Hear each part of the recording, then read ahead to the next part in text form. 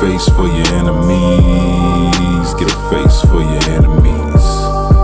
Get a place for your enemies. You win when you suffocate them mentally. What's happening? Welcome to Mask Off Behind the Veil, where we take a deep look, in depth, into your favorite shows, movies, and series through the first eye. Alright, what we got for you today is Transformers. Not the actual motion picture versions that you're probably used to over the past couple years. What we're talking about is the original, the G1, the original cartoon, and the actual storyline arc that you're probably used to. Some of you may be too young for it. You may have seen it on YouTube, or it might be playing as a series somewhere on Pluto or Tubi or something of that nature. But we're going to look into the original arc, the original story of Transformers, and the actual movie that the G1 series sparked that came out 40 years ago to date in 1986. Walk with me. What you may know of with the Transformers is Autobots good guys, Decepticons bad guys, and so forth. That's what everyone knows with it. But it's a much deeper, rich story involved in this. How the storyline goes is the Autobots and the Decepticons, they both were working class robots, both sides. Not good, not evil, just working class robots in society. At first, it started as the Decepticons, a noble working class revolution against a rigid system that they felt they were treated unfair.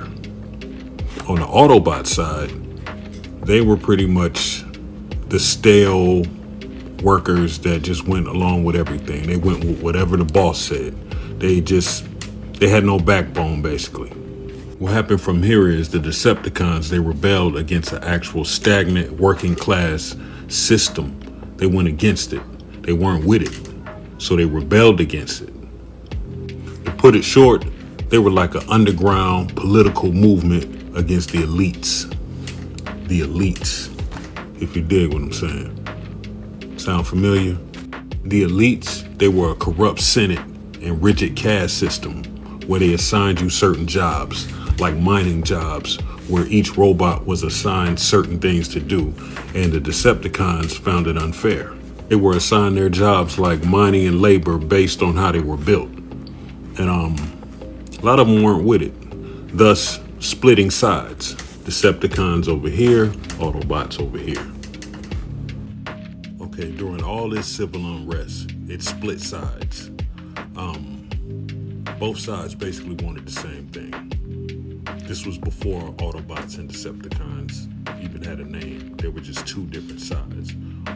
One side just didn't want to speak up. The other side wanted to speak up. So it split. So the side that wanted to speak up became the Decepticons. They were like an underground political movement against civil unrest. They wanted, they wanted to be treated fair. And tension became thick. You could cut it with a knife. You know what I'm saying? So amongst all of this going on, there was one leader that arose. His name was Megatron. He was a philosopher, a miner, and a gladiator. And he just spoke up to where he got the ears of the ones that wanted to start the revolution. They were underground, against the system. So they just went against the system totally. So it split the sides and divided them. The other side, they held their head down. They didn't want to make no waves. They didn't want any problems. This side, with the Decepticons, which they became, Megatron became the front runner for the revolution, which was underground. The other side arose Optimus Prime. He wanted the same thing, but he didn't want to fight. Whereas the Decepticons, they became aggravated. They became violent. They became by any means necessary. Does any of this sound familiar? Non-violent, violent.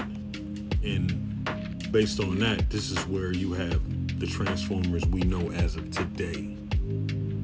Autobots versus Decepticons, and so forth. And all Megatron wanted was equality, fair treatment, and freedom of choice, same as the others. But his aggravation, his roots ran deep. He wasn't with it. He wanted to tear down that oppressive hierarchy. You know, make it fair for everyone. And somewhere along the line, he just abandoned that. He pretty much was like, to hell with it. Fuck it. It's either my way or their way. You're with me or you're against me. Thus birthed the Transformers we know as of today. Autobots versus Decepticons. Now, this is where we go a little deeper. Everything was flipped. Just like in spirituality, just like in this world, everything is flipped. The meanings are flipped. Everything. The bad guys are the good guys, and the good guys are the bad guys.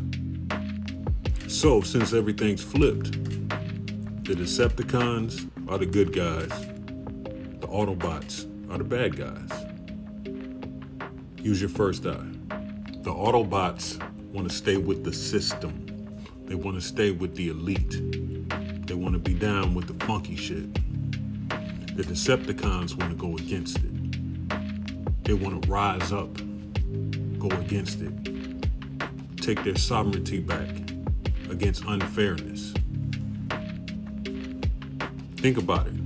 The Autobots, first thing they did, they wanted to align with the humans, align with the foreign system, everything, the government, everything that was controlling. The Decepticons, they were like, fuck that.